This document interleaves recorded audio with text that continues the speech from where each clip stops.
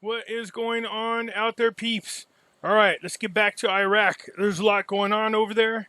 I was kind of postponing all day of doing this video because I was hoping to hear from my friend because I wanted to get a little detail on something that I can share with you guys, but unfortunately I wasn't able to hear from him. I'll explain a little bit here in a moment. You guys know if you're thinking about buying precious metals, go over to our friends over at Money Metals Exchange. The link is down below in the description. If you are a first-time buyer and you spend more than $100, use promo code Pimpy, P-I-M-P-Y, and you will get a free half ounce of silver. For those of you looking for my address, there it is right here. Just pause the video and write it down. And you guys know I got the alternative website over here. I'm having a lot of fun over there because it allows me to speak freely, which I enjoy. But there is a lot of information that I'm sharing that I think is really important for everybody else to see. So let's get into Iraq because, again, there's a couple things going. I will touch on them here in just a moment. A change in the mechanism for distributing employee salaries in Kurdistan. So we know they're supposed to send them $200 billion, but where it is, according to the news, they didn't send all of it because Rebel owes Baghdad money. It seems to me like you'd want to talk about it ahead of time before you just cut them off.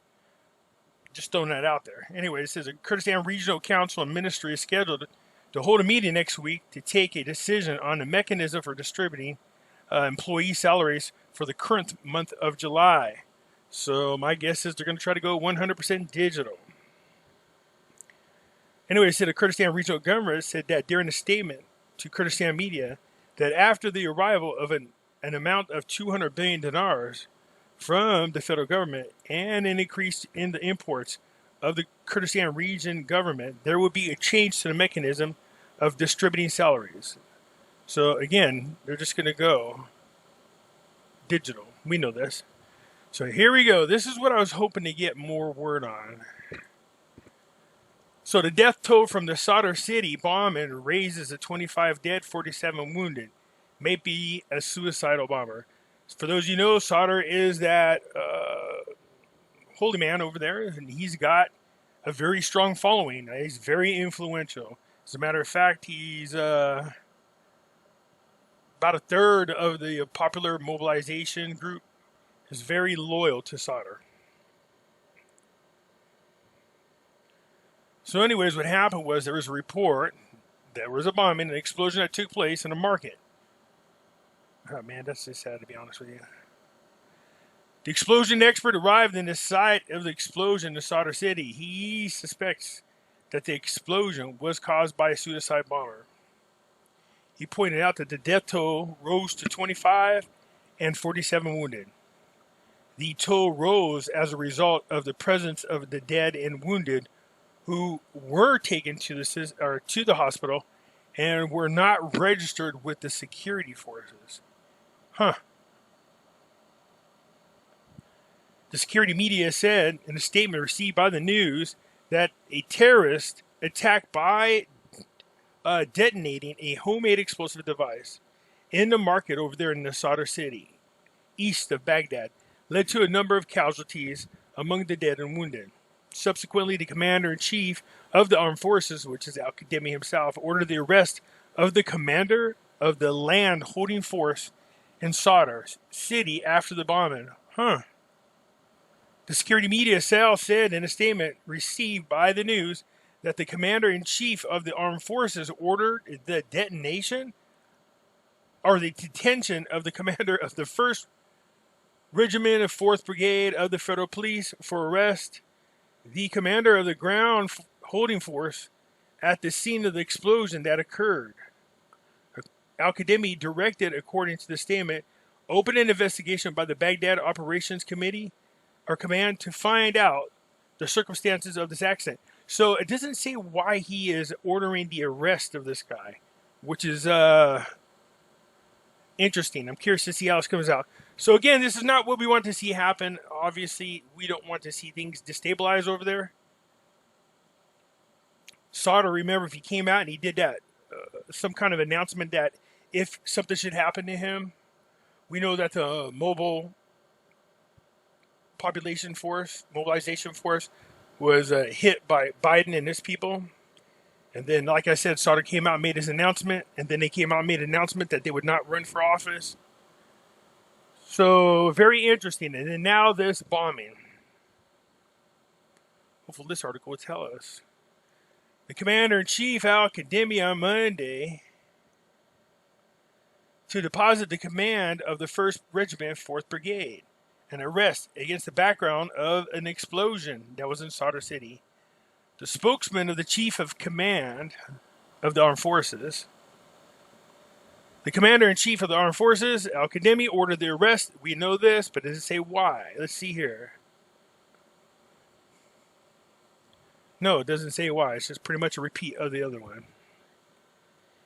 And the SAR coalition, the al-Sadr bloc, has not officially withdrawn from the election. The Victory Coalition, led by Abadi, confirmed on Monday that the Sadr bloc and the Sadrist movement candidates did not submit a formal request to withdraw from the elections, considering that the Sadrist movement believes that the current time is not in its favor in the elections. You know, again, Sadr's pretty popular. I've not heard one thing about him one way or another, so it's very hard to say. I do understand he has a relationship with the people in Iran. I don't know how strong that relationship is, but nonetheless, the coalition of spokeswomen said to the news, we as the Victory Coalition appreciate the Sadr's position regarding not participating in the elections and are waiting for the Commission's decisions regarding the announcement withdrawal of the Sadr candidates from the election. Yeah, I mean, I know he said he's in protest, but of what? So far, there is no official report to withdraw from the elections, as the matter requires technical procedures, most notably submitting an official request to the Electoral Commission. So Sadr announced that he was going to, as well as ordered the other politicians not to run in this election. He said he was protesting. I believe what he said was protesting was the fact that American soldiers were still there. That seems unlikely considering he was there when they were there before. So anyway, it said the Sadrist movement has a point of view towards the election as it found an invalid situation for it to hold elections at this stage. And he may see that the next stage may be better for him to contest the election. So he might not run this election. He might run in the next election. Just really depends on what's going on in country. I really wish Al-Kadhimi would have ran again. I think one more year under that guy's belt in his cabinet, we'd have seen some pretty good things happening. So anyways, it was stressed to Sadr, the need for him to run, stressed the importance of him running. I don't think it matters. You can see there's a lot of things going on. Again, there's now a bombing over in Sauter City. It really just seems like somebody's trying to agitate what's going on over there. If I didn't know any better, we won't get into it. Still talking about the rate change. Why? If you're saying this rate change isn't going to happen this year, then why continue to talk about it? That doesn't make no sense. If you're trying to tell us that the rate change is supposed to stay the same for the next 3 to 5 years, then why are you talking about it? That doesn't make no sense. Obviously, it's being talked about amongst the powers that be. And it's being talked about a lot. To the point where this guy has to keep coming out and saying that it's not happening. So we will see. Anyways, this is the economic advisor to Al-Kadhimi stressed on Monday not to rely on oil prices because they are unstable to change the dollar exchange rate against the Iraqi Dinar. So what I'm thinking is as the oil prices go up, there is this pressure on the government to go ahead and at least reinstate the exchange rate back to where it was. This guy's saying, hey, man, it's not going to happen because oil prices are too unstable. Besides that, the higher the oil prices go up, then the more they have surplus money to spend. So I know that sounds terrible, but I really, really want him to build up the private sector. I want people to have jobs they can go to. I want to see Iraq get off its damn ground and get up there and start rebuilding its city, rebuilding the country. More for the Iraqi people. It's one of the richest nations, and still, just like Africa, man, over the years, corruption after corruption has screwed over the people. The dollar exchange rate is fixed, and there is no change in it. Any increase or decrease in the exchange rate in the market from specified price is due to the process and demand of the currency. Yeah, I get that. If there's a change in the exchange rate, this is due to the improvement in oil prices in the long run. Oil prices are not fixed and may rise and fall during the coming period. So look, just keep doing what you're doing. We got it. We're already more than halfway through the year. If it helps create a ton of surplus, we'll take it.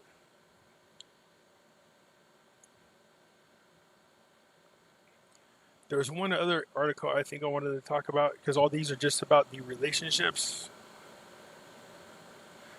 So Al-Kadhimi talks about Iran's debts and the files of his visit to Washington, and confirms the crowd as a young institution. He's talking about the popular mobilization crowd. So the minister announced on Sunday the existence of mechanisms to pay the debt owed by Iraq in favor of Iran, while confirming that the completion percentage reached 85 in the field of the electric. Oh, okay, this is good. Electric connections with the Gulf countries. 85% is pretty good.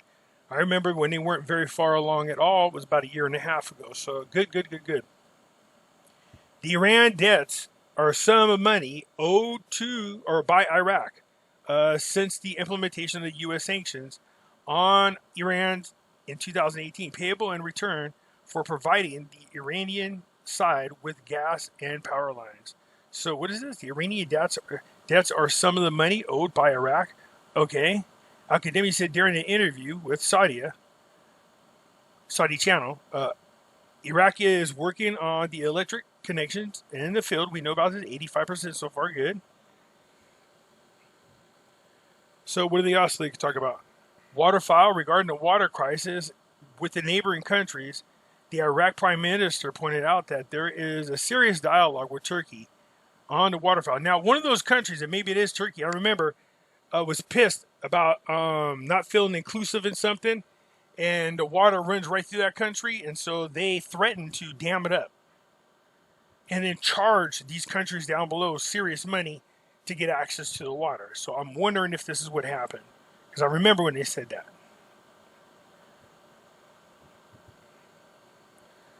So anyways, it says in here, the absurd wars and displacement led to overcrowding in the cities, including capital of Baghdad, stressing that the government intentions to distribute 550,000 plots of land to the poor and employees to solve their housing problems.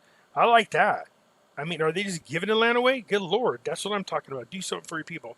Here we go. Regarding the security files, Al-Kadhimi was talking about the popular mobilization in an Iraq constitutional institution, and its loyalty is to the commander-in-chief of the armed forces, which is Al-Kadhimi, but is young and many problems occur in it. So that's what I'm saying. He had the respect of him, and they did listen to him. So I don't know. Something's going on. We should not be afraid of some events related to the popular crowd, especially since it is now at its best terms of discipline and loyalty. Yeah, I would agree.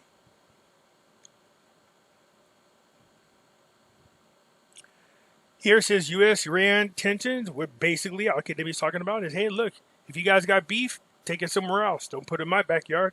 That's the best way to sum it up. We know that they want to make sure that they have the things necessary, the tools necessary, the training necessary, and the support necessary to continue fighting ISIS.